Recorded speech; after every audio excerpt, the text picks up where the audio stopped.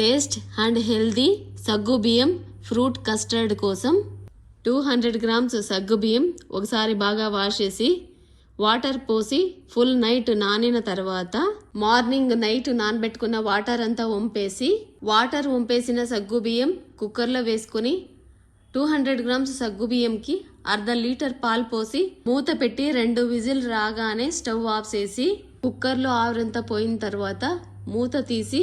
ఒక మిక్సింగ్ బౌల్లో వేసి చల్లారిన తర్వాత 1 కప్పు దాలంబరి, ముక్కలుగా కట్ చేసుకున్న గ్రేప్స్ 1 కప్పు, పొట్టు తీసి సన్న ముక్కలుగా కట్ చేసుకున్న ఆపిల్ 1 కప్పు, చిన్న ముక్కలుగా కట్ చేసుకున్న బనానా 1 కప్పు, చిన్న ముక్కలుగా కట్ చేసుకున్న బాదం, గోడంబి, ఖర్జూర, అంజూర, సరిపడా హనీ వేసి అన్నీ మిక్స్ అయ్యేలాగా ఒకసారి బాగా కలిపిన తర్వాత సర్వ్ చేసుకుంటే ఎంతో టేస్ట్గా ఉండే సగ్గుబియ్యం ఫ్రూట్ కస్టర్డ్ రెడీ.